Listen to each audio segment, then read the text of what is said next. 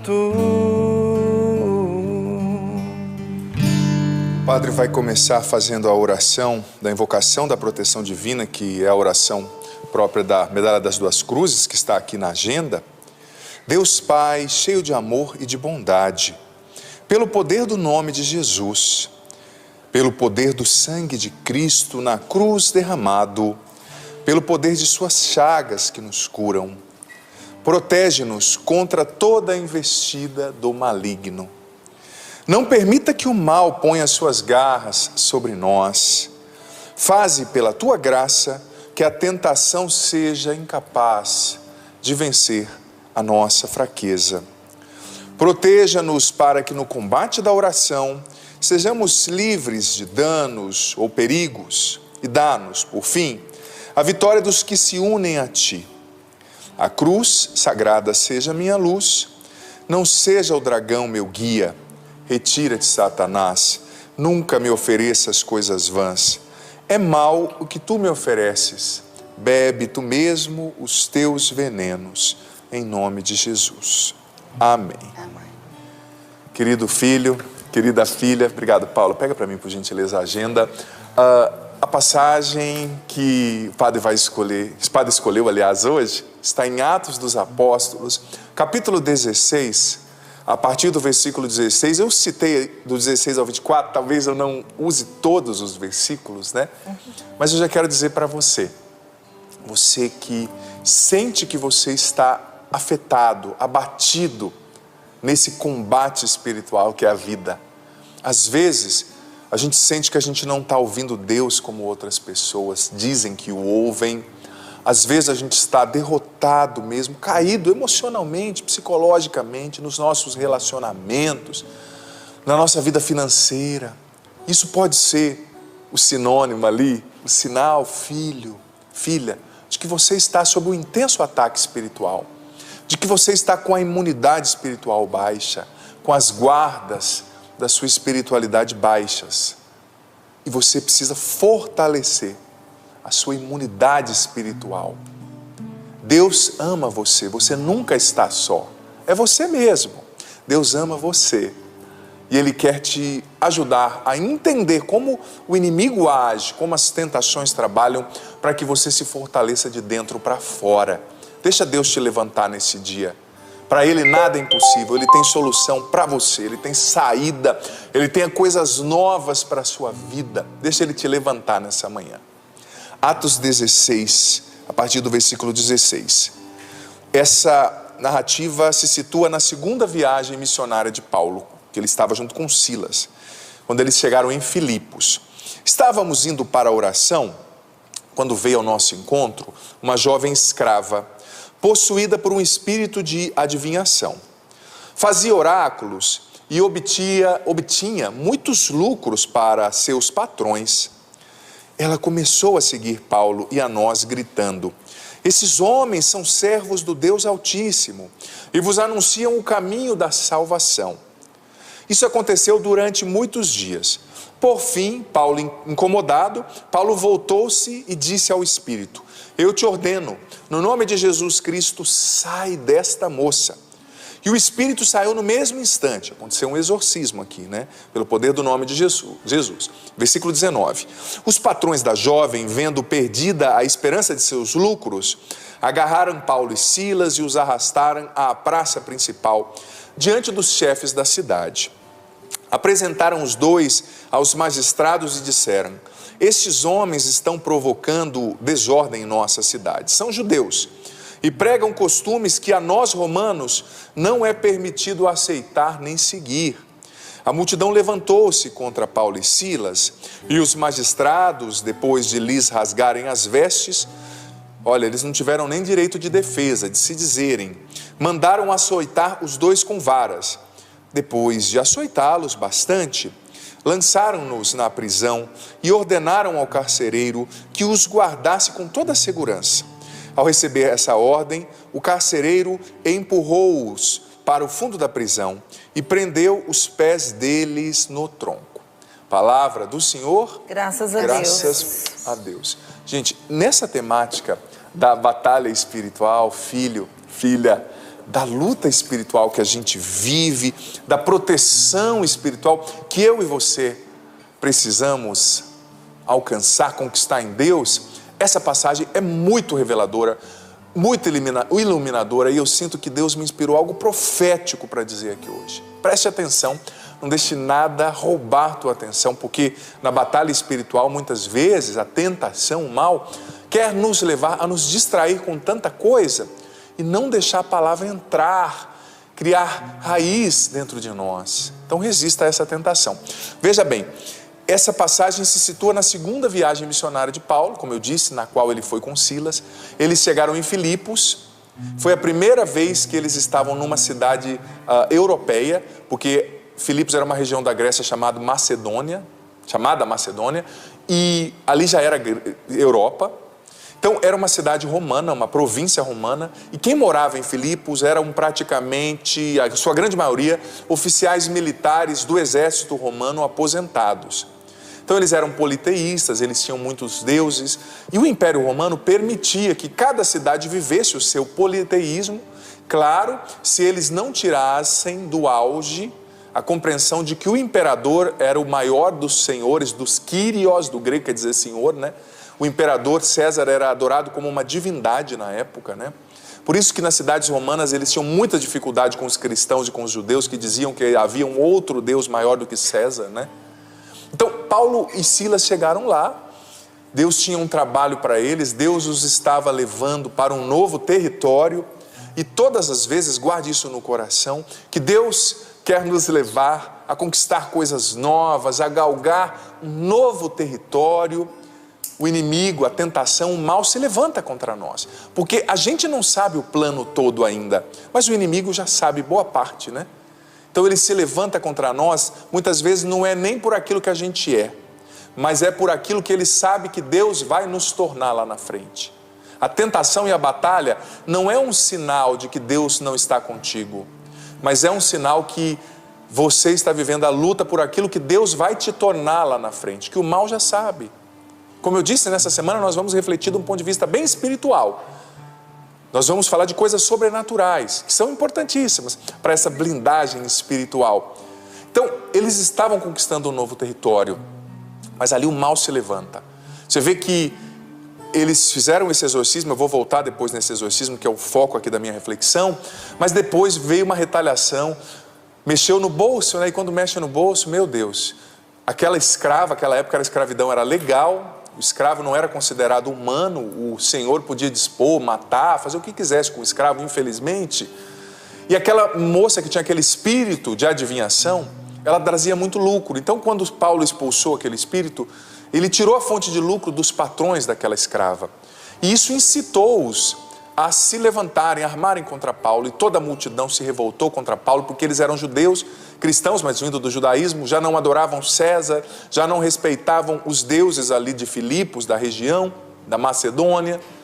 Então, sem serem ouvidos, sem terem o direito de se defender, eles foram julgados, culpados, açoitados e presos no lugar subterrâneo, porque naquela época a cadeia tinha as celas normais e lá embaixo tinha uma cela subterrânea onde não entrava sol, onde os pés deles tinham sido amarrados no tronco, né? Então olha a perseguição que já se levantou contra eles.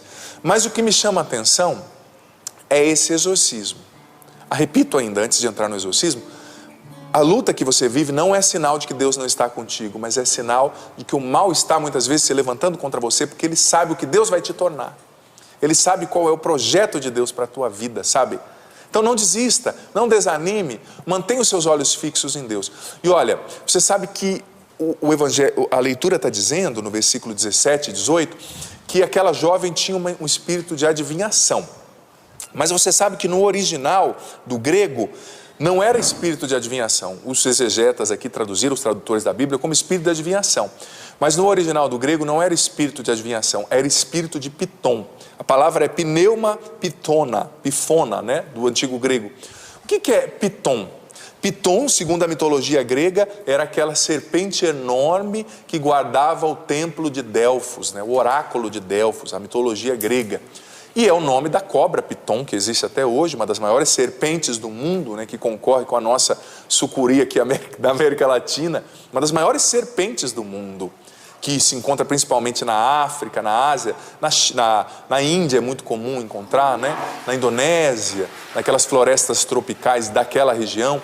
Então, esse espírito de piton aquela jovem tinha.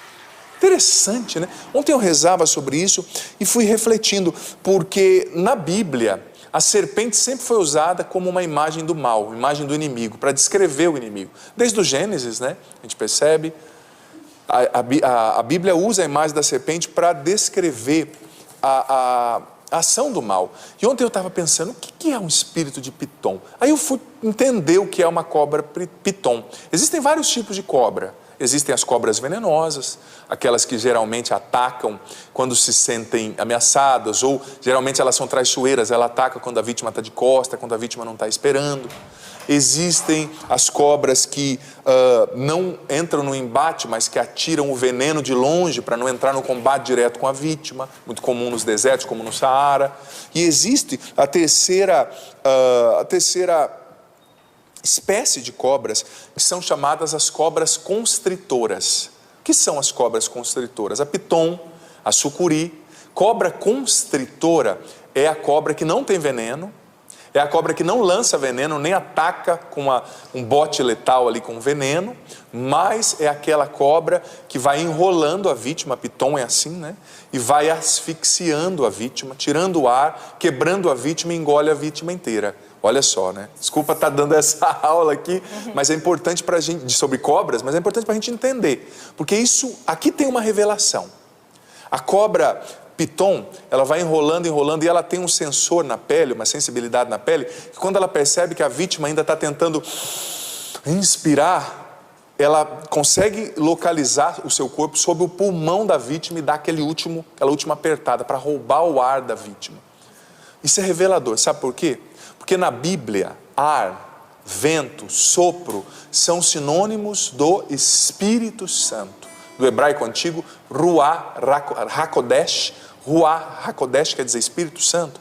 O que o livro de Gênesis diz? Que quando Deus criou o ser humano do pó da terra, Ele soprou sobre o ser humano o seu hálito, o seu vento, o seu ar, e quando o ser humano recebeu o ar de Deus, o sopro de Deus, ele recebeu a vida divina dentro de si e foi capaz de viver, de existir, de deixar de ser um barro e ser animado, ou seja, recebeu uma alma, ânima do latim, né?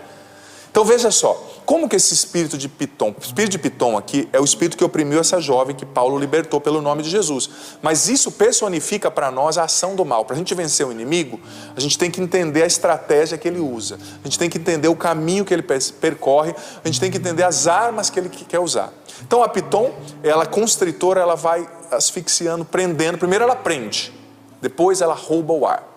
Então é assim que o inimigo age na nossa vida. Primeiro ele nos prende. Ele vai limitando a nossa vida, limitando o nosso progresso espiritual, emocional, limitando o nosso progresso financeiro, relacional. Ele prende a gente em situações do passado. E depois ele vai pouco a pouco roubando o nosso ar, ou seja, roubando a vida de Deus, o sopro de Deus, o ar de Deus, o hálito de Deus de dentro de nós. E vai, pouco a pouco, enfraquecendo a ação do ar, do Espírito Santo na nossa vida, nos conduzindo à morte espiritual e depois à morte física, porque o salário do pecado é a morte. Gente, isso é muito lógico. Por exemplo, se você tem as suas vias aéreas obstruídas, às vezes as pessoas comem alguma coisa ali, entalam que obstrui a via aérea, né? A pessoa, o que é a via aérea? A fossa nasal, a traqueia, outras partes, por exemplo, brônquios, alvéolos, bronquíolos, que está aqui mais no pulmão, toda essa via aérea, se você come alguma coisa que entala, a pessoa pode morrer, pode vir a óbito, né? Tem pessoas que entalam com comida. Esses tempos atrás eu vi a história de um padre até que se engasgou com uma azeitona que entrou no canal errado. Não sei como foi, eu sei que a base era azeitona e acabou morrendo. Muito tempo atrás, né? Então, se alguma coisa obstrui a via aérea, você morre de falta de ar, né? Então, existem impedimentos que querem obstruir a nossa via aérea espiritual, para que o vento de Deus, o sopro de Deus, não haja em nós. Então, primeira ação da piton, do mal na nossa vida, nos prender, nos amarrar, nos apertar. E como que a Piton nos prende? Tirando a nossa liberdade, sufocando a vida de Deus em nós, barrando o nosso progresso com os impedimentos para a graça de Deus. Impedimentos. Padre, quais são os impedimentos para a graça de Deus agir em nós? Em primeiro lugar, quero contar uma metáfora, uma história verídica. Diz que havia um vilarejo na Itália antigamente, que tinha uma fonte de água no alto da montanha, uma fonte assim muito forte, e lá do alto da montanha, com essa fonte, quando a chuva caía também, a água obviamente desce, né? Eles canalizaram a água lá da fonte, a água da chuva, a água da fonte, e ia abastecer um vilarejozinho lá embaixo. Só que chegou um tempo que a água que vinha encanada começou a causar doença nas pessoas. Aquela água causava doença. Algumas pessoas ficavam doentes, a água estava estranha. Então o que aconteceu? A primeira pessoa teve uma ideia, vamos trocar a torneira. Trocou todas as torneiras ali. Nada resolveu, não resolveu. Depois a pessoa teve outra ideia, vamos trocar os canos que estão aqui, chegando aqui perto da torneira, talvez sejam os canos. Trocaram os canos de perto da torneira, não resolveu. Depois eles jogaram ali um tratamento, talvez equivalesse hoje ao nosso cloro, naquela época eu não sei se já existia cloro, né? Nada resolveu. Pessoas doentes, idosos chegaram a morrer por causa daquela água. E alguns se esquivando de tomar aquela água, pessoas ficando com sede, quase morrendo de sede. Até que um jovem, muito sábio, teve uma ideia. Eu vou subir a colina e vou descobrir o que tem lá na fonte. Depois de quase meio-dia subindo, porque era muito alto, íngreme, alto e frio lá no alto da montanha, né? Ele chegou e viu, constatou o seguinte fato. Não adiantava trocar torneira lá embaixo, não adiantava trocar cano lá embaixo, não adiantava colocar cloro. Por quê? Um animal lá em cima havia morrido e o seu cadáver estava na fonte. Então, o corpo do animal, o cadáver, estava lá na fonte. Como é que ia tratar a água lá embaixo se não resolvesse o problema que estava lá em cima, na fonte? Então, o menino foi, tirou o cadáver desse animal, parece que era uma raposa, né? E depois de um tempo, aí sim eles jogaram o cloro novamente, purificaram, jogaram aquela água que descia fora, e aí a água voltou a ser potável e todos viveram bem ali, se hidratando com aquela água. Então isso revela para nós o seguinte, que às vezes na vida espiritual, a gente combate só os sintomas, só a água que está chegando na torneira, que a gente está vendo que está suja, a gente fala, padre, eu troquei a torneira, padre. Padre, eu estou assistindo Sorrindo para a Vida. Padre, eu estou fazendo tal coisa, mas filha, você não vai conseguir purificar a água que sai da torneira se primeiro você não ir lá na fonte da água e não retirar os impedimentos, a sujeira que está lá na fonte da água, o cadáver que está lá na fonte.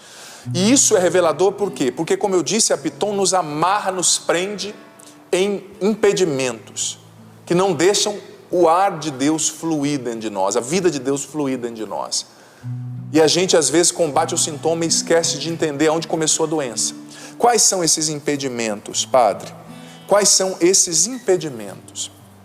Olha só, eu aprendi com o padre Rufus Pereira, um grande exorcista que veio muito no Brasil pregar e que a gente ama tanto, né? Você que não conhece pode ouvir as palestras dele, e também com outros exorcistas, que existem alguns impedimentos que são básicos, que não deixam a vida de Deus fluir em nós, que nos prendem, amarra-nos no abraço da Piton, um abraço mortal. Primeiro impedimento para a graça de Deus, mágoas e ressentimentos. Isso te enfraquece e te amarra. Ah, mas padre, é que a pessoa não tem mais. Filho, a pessoa me fez mal, meu marido me traiu, meu sócio me abandonou, meu pai foi muito ruim. Eu entendo você, eu respeito a sua dor, né? Eu respeito a sua dor subjetiva, mas olha, guarde uma coisa no teu coração. O padre te diz, com muito respeito de pai, padre é pai em primeiro lugar, né? Dependente da minha idade, eu me considero pai espiritual, pela minha vocação. Independente do que aconteceu, o seu sofrimento pessoal não anula a norma universal que Jesus deu, né? Um dia uma pessoa brigou comigo porque eu falei na homilia sobre o perdão. Ela falou, não gostei do que você falou, por quê? Porque eu não vou perdoar meu marido. Então quer dizer que o que Jesus falou está errado por causa do seu sofrimento pessoal? Eu respeito o seu sofrimento pessoal, mas é muito egoísmo e cabeça muito pequena você achar que a Bíblia está errada porque uma coisa pessoal ali na sua vida aconteceu, né? Então, por mais que seja difícil perdoar, se disponha a perdoar, queira perdoar, porque amarga o ressentimento te amarra no abraço da Piton, dá autoridade ao mal sobre a tua vida. para o mal, aliás, sobre a tua vida. É preciso trabalhar o perdão, é preciso se decidir a perdoar. E um dos primeiros passos que faz com que nós revelemos para Deus, e até para o mal que a gente quer perdoar, é começar a rezar por aquela pessoa que te feriu. Padre, eu não consigo perdoar, mas reze por ela hoje. Reze por essa pessoa, uma Ave Maria, um Pai Nosso. Segundo impedimento que nos amarra e que dá autoridade sobre a Piton, para a Piton sobre a nossa vida, os pecados que a gente não confessou. Sobretudo os pecados graves como o aborto, sabe, é um pecado gravíssimo. E tantos outros pecados. O pecado dá autoridade para a Piton sobre nós. Nos faz permanecer no abraço da Piton. Outra realidade. Os hábitos compulsivos de pecado enraizados, como as drogas, a bebida, o hábito compulsivo de perversão sexual, amarra a gente no abraço da Piton. Outra coisa, o ocultismo. Gente, eu sei que é um tema às vezes difícil de falar, né? Mas eu vou ser honesto, eu sou padre. Esses dias uma pessoa, quando eu morava em São Paulo, uma pessoa disse: eu fui na missa e o senhor falou aquilo da doutrina da igreja, da Bíblia, eu fiquei revoltado. Eu até disse para a pessoa brincando, eu falei, mas o que você esperava que um padre ensinasse, né? O padre não é, imagina, você não vai no açougue esperando que o açougueiro faça carro. Você não vai falar com o engenheiro que faz carro esperando que ele faça pão. O padeiro faz pão, o açougueiro corta carnes, o engenheiro que projeta os carros faz carros, e o padre fala da doutrina da igreja, da religião, da fé, da Bíblia, com muito respeito, né? Mas fala. Eu não posso falar de outra coisa, eu não posso trair a minha vocação, né? O ocultismo é uma coisa que abre as portas da nossa alma para a ação direta do mal, ação direta do inimigo, dá autoridade para Piton nos amarrar, nos prender e roubar o nosso ar. E o que é o ocultismo? As falsas movimentos religiosos da nova era, a busca de adivinhação, pessoas que querem sempre saber o futuro, a invocação dos mortos, dos espíritos. E olha só, e aqui eu não estou falando de nenhuma prática, eu não estou falando de nenhuma religião, estou falando de práticas, né? E eu quero ler o que está na Bíblia. Olha só. Não precisa pegar essa passagem, mas eu quero deixar para que você depois a leia sozinho. Deuteronômio, capítulo 18, versículo do 9 ao 13. Você não lê agora, não abre a Bíblia, senão pode distrair você dessa reflexão que é muito importante. Mas veja o que a Bíblia está dizendo, olha só. Quando tiveres entrado na terra que o Senhor teu Deus te dá, não imites as práticas abomináveis dessas nações. Não haja em teu meio quem faça passar pelo fogo o filho ou a filha, que era um ritual de bruxaria na época, nem quem consulte adivinhos, nem quem observe os sonhos ou agouros, nem quem use a feitiçaria, nem quem recorra à magia, consulte oráculos, interrogue os espíritos ou invoque os mortos, pois o Senhor abomina quem se entrega a tais práticas. É por tais abominações que o Senhor teu Deus desherdará diante de ti essas nações. Tu, seja íntegro, seja inteiro para com o Senhor teu Deus. Olha só que sério, o Senhor abomina essas práticas, seja inteiro com o Senhor teu Deus. Ou seja, não adore César, não adore outros deuses, não adore o dinheiro, adore Jesus, que Jesus seja o centro. Esse é um pecado grave, o ocultismo. Deuteronômio 18, do 9 ao 13, depois você pode ler. O padre não está, eu não quero ser desrespeitoso com ninguém, né? Muito carinho, acolha todas as pessoas, mas eu sou padre, sou cristão, eu preciso ensinar a Bíblia, não é? E hoje a gente somos acusados às vezes de intolerância religiosa. Veja o que aconteceu no Chile ontem, né? Você viu as pessoas queimando os movimentos lá, que são movimentos ideológicos, destruindo as igrejas, quebrando as imagens, queimando igrejas.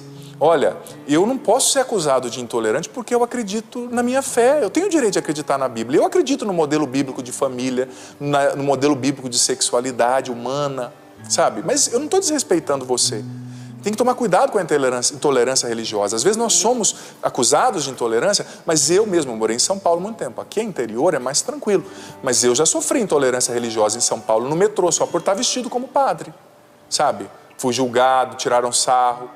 Então, a gente tem que respeitar todas as pessoas. E quando eu estou falando isso aqui, eu não estou desrespeitando ninguém, eu estou falando da Bíblia, estou anunciando a verdade de Deus. Isso é um pecado grave.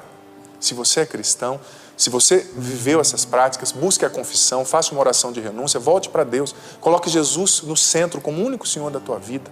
Isso é um impedimento que está lá na fonte, sabe?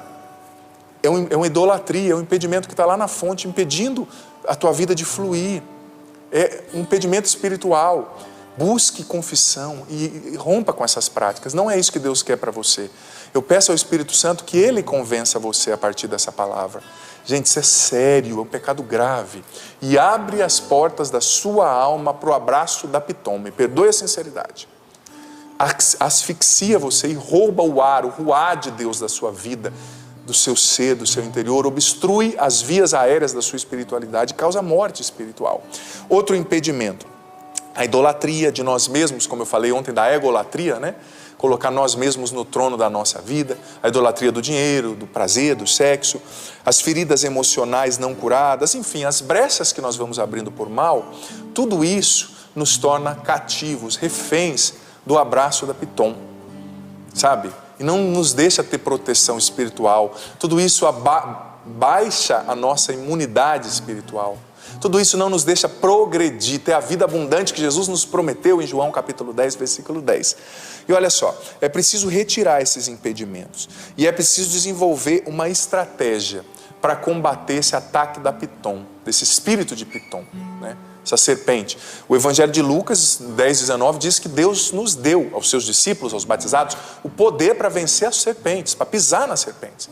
Então a gente tem que tomar posse e usar as armas certas. Você está vendo que até então a palavra nos ensinou a estratégia que o mal usa para nos prender. Agora vamos usar a estratégia para superar esse mal. Primeira coisa, primeiro passo da estratégia para combater esse espírito de Pitom. Primeira coisa, faça de Deus uma prioridade na sua vida. Em outras palavras, viva o senhorio de Jesus. Viva o senhorio de Jesus. Para combater a Pitom, esse abraço esmagante no sentido negativo, que rouba o ar, a vida de Deus da sua alma, é preciso colocar Jesus no centro. Que não sejam os seus problemas o centro da sua vida, que não seja o seu pecado. Tem gente que adora o próprio pecado, né? Acha que é maior que Deus o próprio pecado. Que não seja o seu medo, que não seja o seu dinheiro, que não seja as suas feridas. Quando você se prende a uma ferida e deixa ela dominar a tua vida, você está colocando-a como o Senhor da sua vida. Faça de Deus uma prioridade em tudo que você é e faz. Primeiro passo da estratégia para combater a Pitom.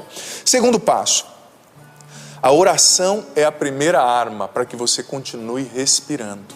Quando a gente reza, quando a gente lê a palavra, a gente está inspirando a vida de Deus em nós. Veja bem, a oração, a respiração ela é feita por dois momentos. Inspiração, respiração. Inspiração, respiração. Ninguém respira só inspirando ou só expirando. É preciso dos dois momentos, né? Então, com a oração, você inspira o sopro, o ar, a vida de Deus para dentro de você. Então, é preciso se fortalecer na oração.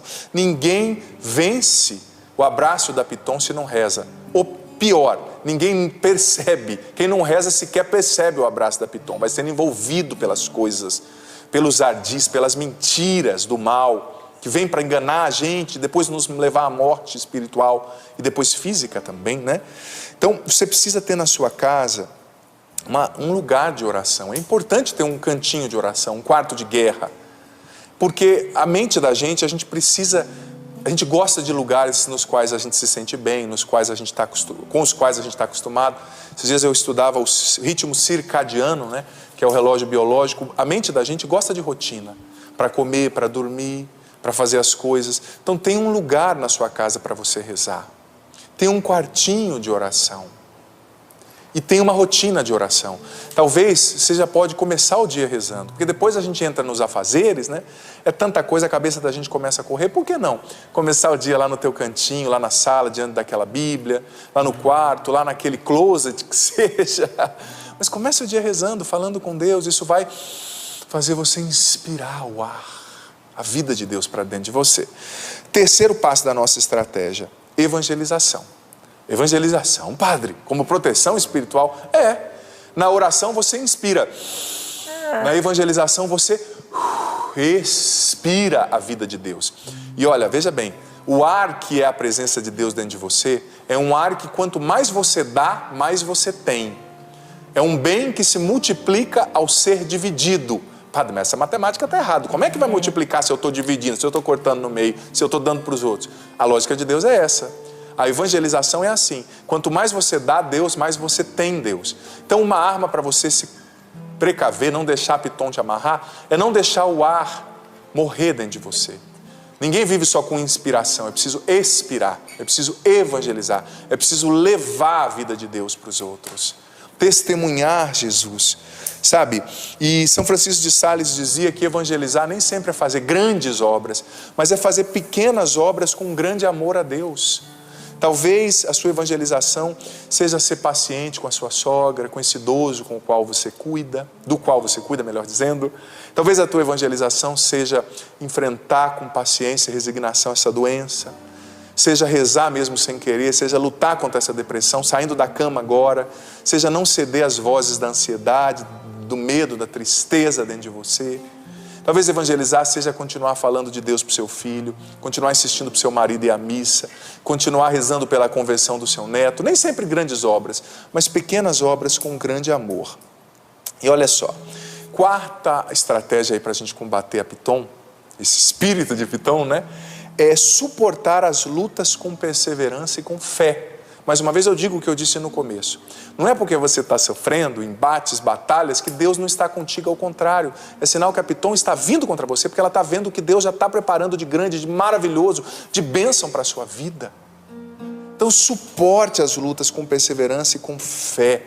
Suporte as lutas com o joelho no chão, na presença de Deus, sabe? Sem se revoltar, sem querer resultados imediatos. Seja paciente, espere. Deus ouviu a tua oração, é você mesmo. Deus ouviu a tua oração, Ele tem ouvido o seu clamor. Paciência, perseverança, suporta esse sofrimento com fé, com constância. Vá para frente, não desista.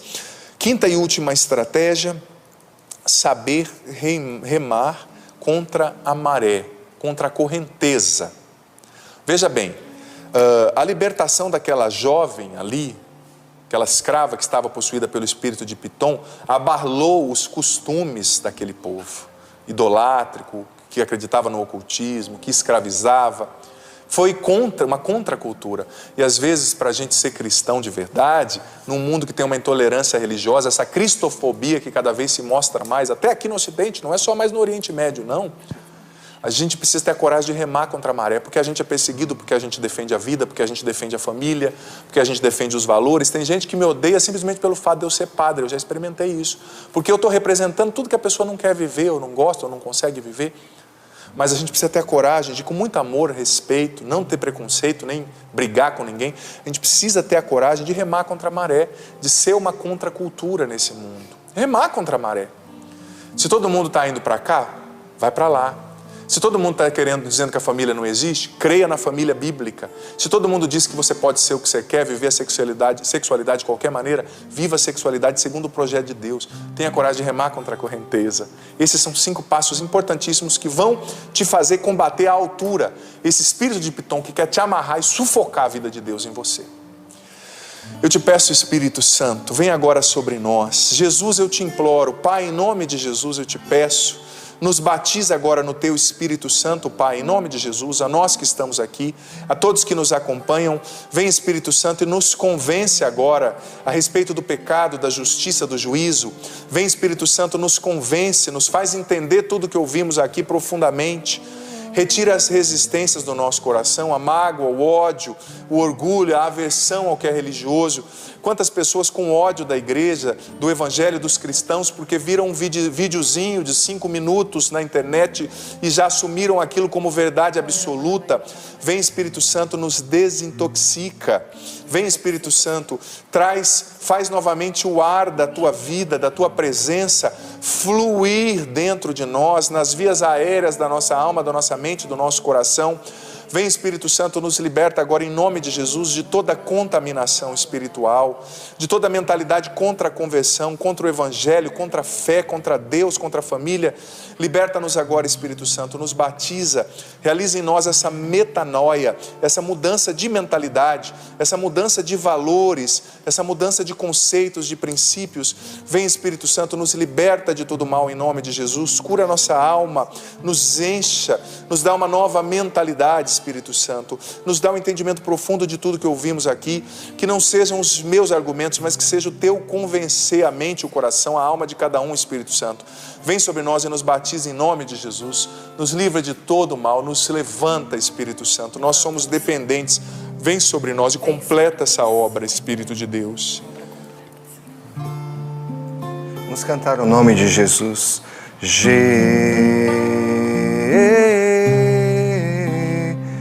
Jesus, Ele é o Senhor. Jesus.